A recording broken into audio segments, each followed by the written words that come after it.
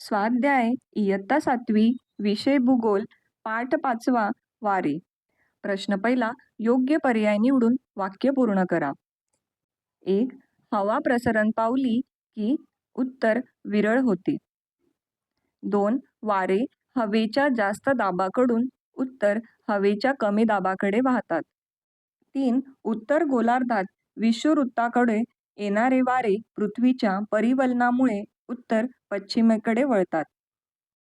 4. भारतातील उपखंडावरून वाहणाऱ्या हंगामी वाऱ्यांची दिशा हिवाळ्यात उत्तर ईशान्येकडून नैऋत्येकडे असते. 5. गरजणारे 40 वारे दक्षिण गोलार्धात उत्तर 40° दक्षिण अंशाच्या भागात वाहतात. प्रश्न दुसरा, खालील वर्णनावरून वाऱ्यांचा प्रकार ओळखा. प्रश्न, नैऋत्येकडून येणारे वारे भारतीय उपखंडावर पाऊस आणतात.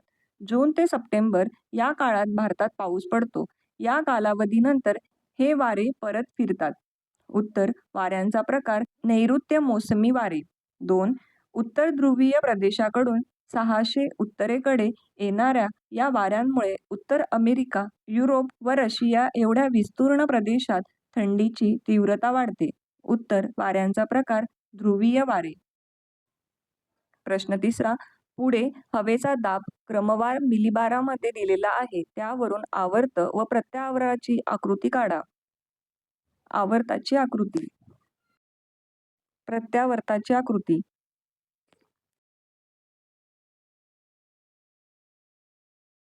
प्रश्न चौथा, एकच भौगोलिक कारण लिहा.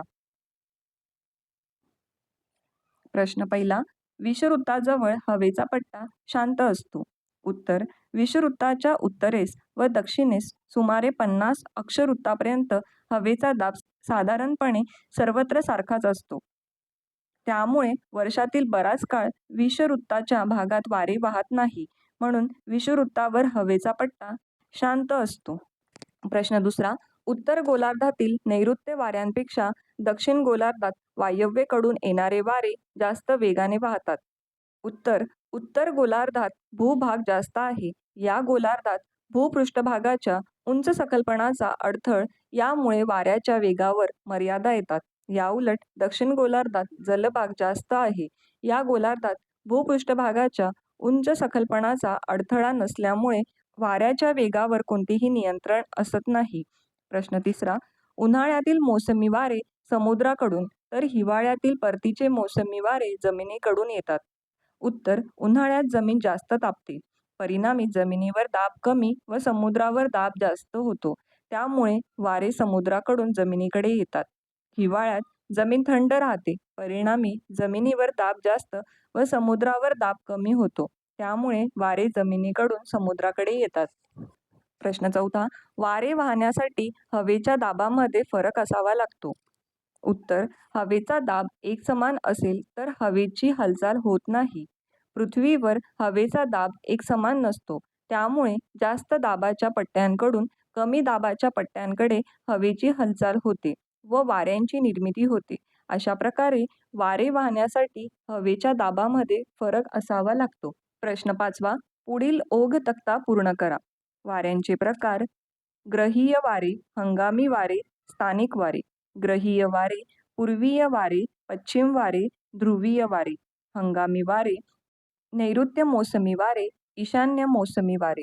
स्थानिक वारे आवर्त वारे, प्रत्यावर्त वारे, दरीय वारे, पर्वतीय वारे, मतलई वारे, खारे वारे. प्रश्न 6वा, थोडक्यात उत्तरे लिहा. प्रश्न पहिला, ध्रुवीय भागात दोन्ही गोलार्धात हवेचा दाब जास्त का असतो? उत्तर ध्रुवीय भागात दोन्ही गोलार्धात वर्षभर तापमान 0° पेक्षा कमी असते. त्यामुळे ध्रुवीय भागात दोन्ही गोलार्धात हवा थंड असते व त्यामुळे हवेची घनता जास्त असते. त्यामुळे ध्रुवीय भागात दोन्ही गोलार्धात हवेचा दाब जास्त असतो. प्रश्न दुसरा, पृथ्वीच्या परिवलनाचा वाऱ्यांवर कोणता परिणाम होतो?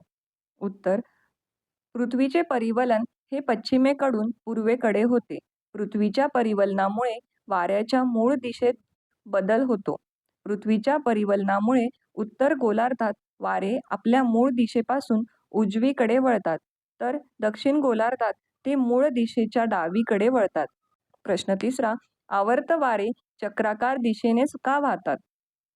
उत्तर, एखाद्या ठिकाणी हवेचा दाब कमी व सभोवताली हवेचा दाब जास्त असतो. अशा वेळी आवर्त वाऱ्यांची परिस्थिती निर्माण होते. कमी हवेच्या दाबाचे क्षेत्र हे मध्यभागी असल्यामुळे या प्रदेशात सभोवतालच्या प्रदेशातील जास्त हवेचा दाबाकडून सर्व बाजूंनी वेगाने वारे वाहतात. त्यामुळे आवर्त वारे चक्राकार दिशेत वाहतात. प्रश्न चौथा, आवर्त वाऱ्यांची कारणे व परिणाम लिहा. उत्तर अ. आवर्त वाऱ्यांची कारणे. 1. एखाद्या ठिकाणी हवेचा दाब कमी असतो. 2. सभोवताली हवेचा दाब जास्त असतो. ब. आवर्त वाऱ्यांचे परिणाम. 1. आवर्त वाऱ्यांमुळे आकाश ढगाळलेले राहते. 2. आवर्त वारे अत्यंत वेगाने वाहत असल्यामुळे भरपूर पाऊस पडतो. 3. काही प्रसंगी विनाशकारी आवर्त वाऱ्यांमुळे किनाऱ्यालगतच्या प्रदेशात जीवितहानी व वित्तहानी होते.